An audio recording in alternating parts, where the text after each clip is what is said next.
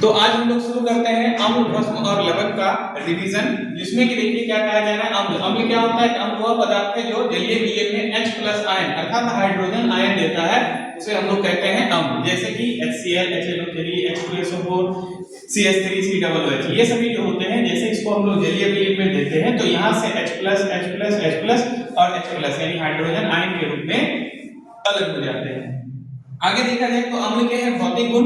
भौतिक गुण में जैसे कि ये स्वाद में खट्टा होता है, यह नीले लिटमस पत्र को लाल कर देता है और इसका पीएच मान जो होता है वो 7 से कम होता है। अम्ल के रासायनिक गुणों की अगर हम चर्चा करें तो ये क्या करता है, धातु से अभिक्रिया करके लवण तथा हाइड्रोजन गैस देते हैं। जैसे कि देखिए यहाँ Zn एक धातु है जिसकी अभिक्रिया H2SO4 से कराई गई है, तो ये ZnSO4 तथा हाइड्रोजन गैस दे रहा है। फिर अगेन अगर हम देखते हैं तो कैल्शियम की अभिक्रिया HCl से कराई जाती है, तो कैल्शियम क्लोराइड जो कि एक लवण है और वो हाइड्रोजन गैस को रिलीज कर रहा है। दूसरा अगर देखते हैं ये भस्म से अभिक्रिया, जो भस्म से अभिक्रिया करने पर लवण तथा जल देते हैं। जैसे देखिए HCl और NaOH, जब दोनों की अभिक्रिया कराते हैं तो NaCl और H2O यानी कि जल हमें प्राप्त होता है। इस अभिक्रिया को हम लोग उदासीनीकरण अभिक्रिया भी कहते हैं। आगे देखते हैं, आगे है भस्म के बारे में। तो भस्म वह पदार्थ है जिसका जलीय विलयन जो होता है वो OH- आयन अर्थात हाइड्रोजन आयन देता है। ध्यान रखिएगा यह परिभाषा जो है अम्ल और भस्म की परिभाषा अर्नियस नामक वैज्ञानिक ने दी थी। तो क्या कहा जाता है कि अम्ल वह पदार्थ है जो जलीय विलयन में OH- यानी कि हाइड्रोक्साइड आयन देता है, जैसे कि NaOH, CaOH का होल ट्वाइस, FeOH का होल ट्वाइस। लेकिन यहाँ पर तो देखा जाए तो हमने सभी लिखा है। अब देखिए कि जो भस्म जल में घुलनशील होते हैं उसे क्षार कहते हैं। तो सभी भस्म जो है वो जल में घुलनशील नहीं होते हैं, जैसे कि Fe2O3, इसके अलावा Al2O3, ये सभी जो होते हैं ये जल में घुलनशील नहीं होते, इसलिए इसको हम लोग क्षार नहीं कह सकते। बाकी जो भी भस्म जो होते हैं वो जल में घुलनशील होते हैं, उसको क्षार कहा जाता है। अब भस्म के भौतिक गुणों की बात करते हैं तो यह स्वाद में कड़वा होता है, यह लाल लिटमस पत्र को नीला कर देता है, इसका पीएच मान 7 से अधिक होता है। ध्यान रखिएगा अम्ल जो है वो नीले लिटमस पत्र को लाल करता है, परंतु भस्म जो है वो लाल लिटमस पत्र को नीला कर देता है। अब भस्म के रासायनिक गुणों पर हम लोग चर्चा करते हैं। तो ये क्या करते हैं, ये धातु से अभिक्रिया कर लवण और हाइड्रोजन गैस देते हैं। जैसे देखिए जिंक की अभिक्रिया हमने NaOH से करवाई, तो ये क्या बनाता है, सोडियम जिंकेट जो कि एक सॉल्ट है और साथ ही साथ हाइड्रोजन गैस देते हैं। दूसरा अगर देखते हैं तो ये अम्ल से अभिक्रिया कर लवण और जल देते हैं। जैसे देखिए हमने NaOH की अभिक्रिया H2SO4 से करवाई तो सोडियम सल्फेट और साथ ही साथ जल प्राप्त होता है।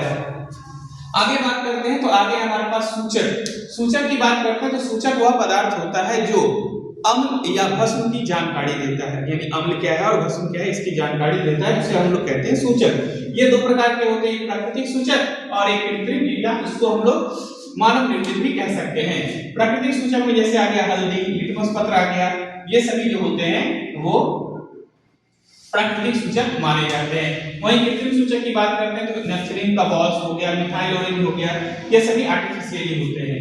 अब देखिए यहाँ पर क्या है कि जैसे हल्दी क्या होता है, अम्ल में इसका कोई परिवर्तन नहीं आता, लेकिन अगर हम भस्म में देखते हैं तो ये लाल रंग में परिवर्तित आ जाता है। वहीं लिटमस की बात करते हैं तो यह अम्ल में नीले से लाल रंग में बदल जाता है और वहीं भस्म में लाल रंग से नीले रंग में यानी कि परिवर्तित हो जाता है।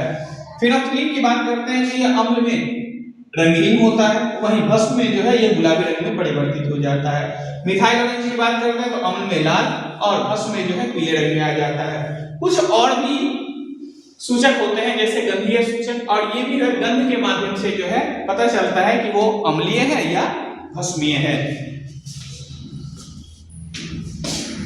आगे हम लोग देखते हैं पीएच, जिसका मतलब होता है पावर ऑफ हाइड्रोजन, यानी पीएच जो होता है वो हाइड्रोजन की सांद्रता को बताता है, जिससे हमें ये पता चलता है कौन सा पदार्थ अम्लीय होता है और कौन सा भस्मीय होता है। तो दरअसल इसके बारे में जानकारी, यहाँ जो पीएच स्केल है इसके बारे में जानकारी जो है वो पीएच स्केल के बारे में जानकारी सोरेनसन नामक वैज्ञानिक ने दी थी।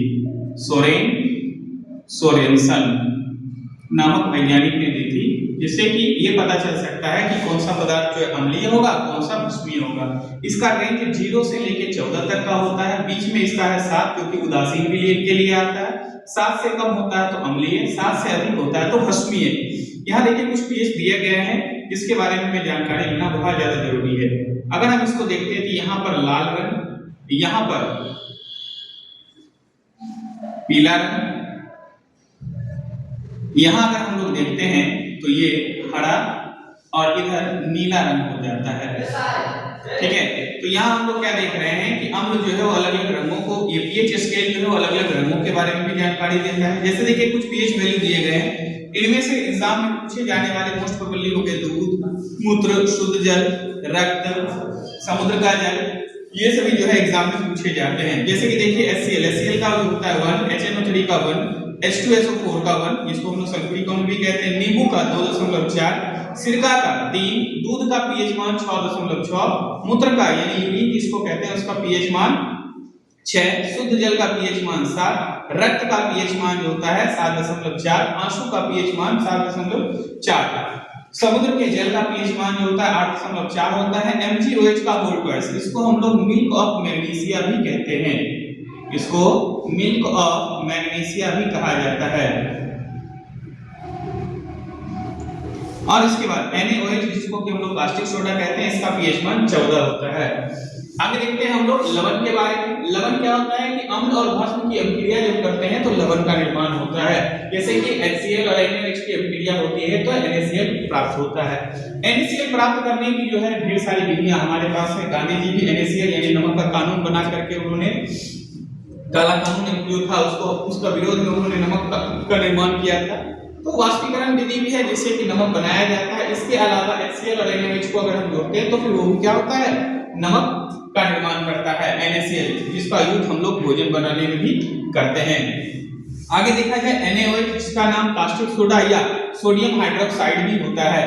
कास्टिक सोडा बनाने की विधि को हम लोग कहते हैं क्लोर क्षार प्रक्रम। क्लोर क्षार प्रक्रम यानी कि क्लोर क्षार प्रक्रिया कही जाती है। क्यों? क्योंकि इस प्रक्रिया में जो होता है NaCl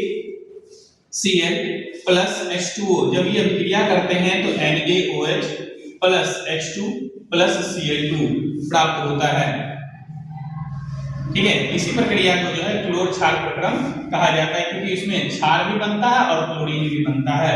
आगे देखा जाए तो इसका उपयोग पेपर उद्योग में, कागज उद्योग जिसको हम लोग कहते हैं, साबुन उद्योग में, कांच उद्योग में, इन सभी जगहों पर इसका उपयोग किया जाता है। आगे खाने वाला सोडा, इसको हम लोग सोडियम हाइड्रोजन कार्बोनेट या सोडियम बाइकार्बोनेट भी कहते हैं। और आगे एक दिया हुआ है धोने वाला सोडा, जिसको कि हम लोग जिसको हम लोग वाशिंग सोडा भी कहते हैं या फिर सोडियम कार्बोनेट डेकाहाइड्रेट भी कहते हैं। इन दोनों की बनाने की विधि को हम लोग कहते हैं सॉल्वे प्रोसेस, यानी इन दोनों को सॉल्वे प्रक्रिया के द्वारा जो है तैयार किया जाता है। इसका उपयोग देखा जाए तो हम लोग विशेष रूप से पकौड़े वगैरह बनाने में, केक बनाने में जो है खाने वाला सोडा का उपयोग किया जाता है। वहीं धोने वाला सोडा का उपयोग अपमार्जन यानी कि सर्फ वगैरह जो है उसमें इसका उपयोग किया जाता है।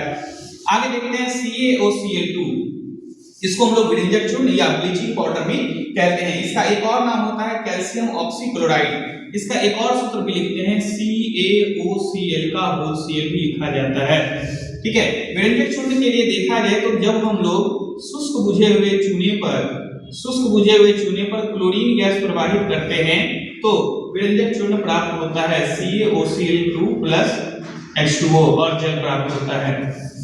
तो हम लोग क्या कहेंगे, शुष्क बुझे हुए चूने पर क्लोरीन गैस प्रवाहित करने पर विरंजक चूर्ण प्राप्त होता है। इसका उपयोग कीटनाशक के रूप में भी किया जाता है और जल को शुद्ध करने में भी इसका उपयोग किया जाता है। आगे अगर देखते हैं तो हमारे पास है प्लास्टर ऑफ पेरिस, इसको हम लोग शॉर्ट में POP भी कहते हैं। इसका उपयोग दीवारों पर पेंट करने में यानी दीवारों को जो है स्मूथ करने में, चिकना बनाने में किया जाता है। इसके अलावा मूर्ति बनाने में इसका उपयोग किया जाता है। अब POP बनता कैसे जरा देखें तो POP में जो इसका दूसरा नाम ले सकते हैं कैल्शियम सल्फेट हेमीहाइड्रेट इसको हम लोग कहते हैं। और इसको बनाने के लिए क्या होता है कि जब जिप्सम को CaSO4 × 2H2O यानी जिप्सम को जब हम लोग गर्म करते हैं तो गर्म करने के बाद CaSO4 × ½ H2O और 3/2 H2O जो होते हैं ये बाहर निकल जाते हैं, ठीक है। यानी हम कह सकते हैं जब जिप्सम को गर्म किया जाता है तो POP प्राप्त होता है। पुनः अगर मान लिया जाए हम इसमें पानी मिला दें, ठीक है, पुनः अगर हम इसमें पानी मिला देते हैं प्लास्टर ऑफ पेरिस में तो हमें जिप्सम की प्राप्ति हो सकती है।